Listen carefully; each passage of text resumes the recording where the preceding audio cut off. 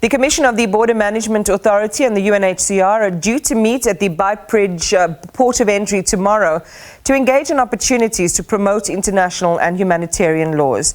The BMA enforces border laws and is tasked with managing ports of entry into South Africa.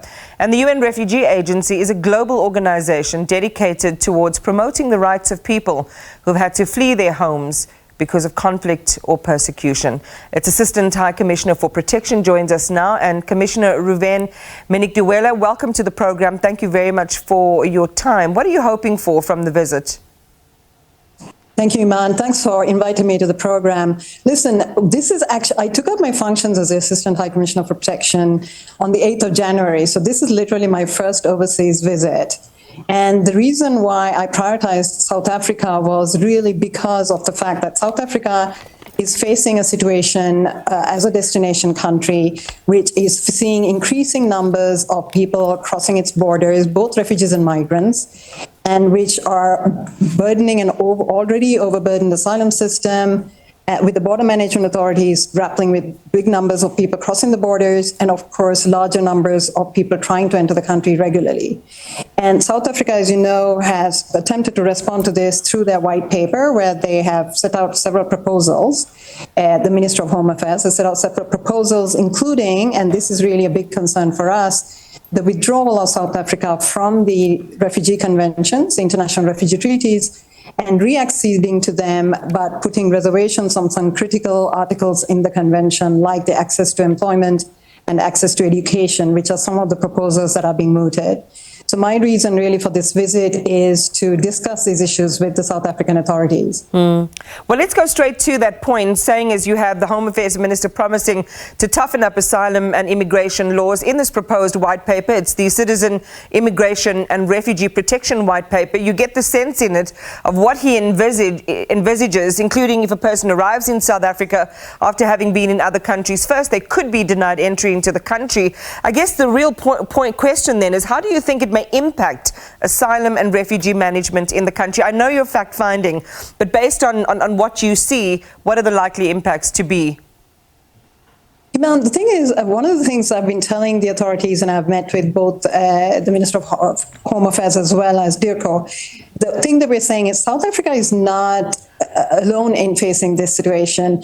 Many destination countries in Western Europe and North America are facing exactly the same situation of seeing mixed population movements coming in and trying to figure out ways of addressing these problems. And what we are saying is that the solutions proposed in the white paper are not necessarily the most effective, the most practical, or even the most immediate term. For example, withdrawing from the convention is going to be a long, cumbersome process, and it's definitely not going to be a solution to the immediate issues that are facing South Africa today. So we are proposing, actually, I know that the United Nations has a reputation for sitting around admiring a problem, but in this case, we actually do have concrete solutions. And the concrete solution we are proposing is one that we're already implementing in the Americas, for example, regarding migrants and refugees who are attempting to cross into the United States. And that is what we call the route-based approach, or the whole-of-journey approach, where we are not looking at countries of destination in isolation, but looking at the entire migratory route, from the countries of origin to the countries of transit and the countries of destination, and providing responses to the migratory movements and the refugee movements all along these routes. Ruven, I want to go to something really important, because you have the architecture of policy and the responses on the one side, and then you have people responding to this and interacting with communities that arrive in the country. There is resentment in South Africa, like in many countries, around competition for jobs or resources and services, often not fact-based, but it is there. How do you message for that as an agency in a country like ours with its very specific socio-economic challenges? Absolutely. Look, again, South Africa is such a bastion of human rights and democracy. I mean, since the mid-1990s, it's always stood for what is right. And the latest case that they brought to the ICJ concerning the genocidal intent in the Middle East, it's just an illustration of the fact that they are prepared to take on the most politically controversial and unpopular causes because they firmly believe in justice and what is right. And that is something that they've also really introduced in the domestic legislation as well. And I do want to make a difference between refugees and migrants, Iman, because refugees are people fleeing persecution or violence or conflict. Migrants essentially are looking for economic betterment for perfectly justifiable reasons. They're finding it a struggle to earn a livelihood in their countries of origin, and they're looking for better opportunities elsewhere. But the responses to these populations have to be different. And in fact, the Minister of Home Affairs was saying in our dialogue with him yesterday, he said it's not really the refugee component that is an issue. I mean, 144,000 refugees in South Africa is not a lot. That's 0.02% of the South African population. And by the way, 75% of the adult refugees in South Africa are actually earning an income and contributing to their local economy. So they're not a burden. I think the problem is really more the migratory component of this movement and how to deal with them. Because as you know, asylum system is being abused by migrants because they see this as the only legal channel for them to be able to remain in the country pending the determination of their claims.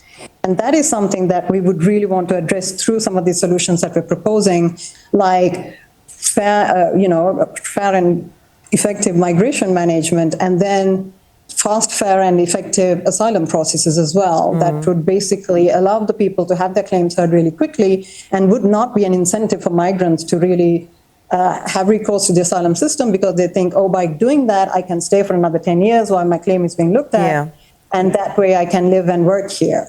Well, let's talk about some of those administrative challenges. What strategic approaches do you propose for how South Africa can manage asylum and refugee protections better, given that as of last year in the country, last we checked, serious backlog of an estimated 130,000 appeals with no early prospects of resolution, and the fact that it regularly takes years, sometimes up to a decade, for cases to be resolved?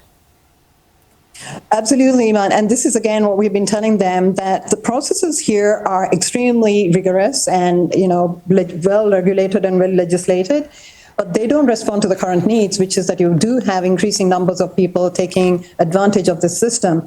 And we are really asking them to establish fair but expedited asylum processing, which would allow very quick determination of the claims, which would have proper safeguards, so to basically allow someone who's been denied refugee status as a first decision to actually quickly appeal, have that appeal heard immediately, and then if they're found not to be refugees, for there to be recourse to expedited removals as well of people found not to be refugees. That would be a very effective response to people trying to take advantage of the asylum processes to remain in the country. Well, thank you so much for talking to us. This is a conversation, complex, historical, and so many more areas for us to discuss. But thank you for what you were able to share with us today. We appreciate it. Assistant High Commissioner for Protection at the UNHCR, and that was Commissioner Ruvendrini Menikdiwela.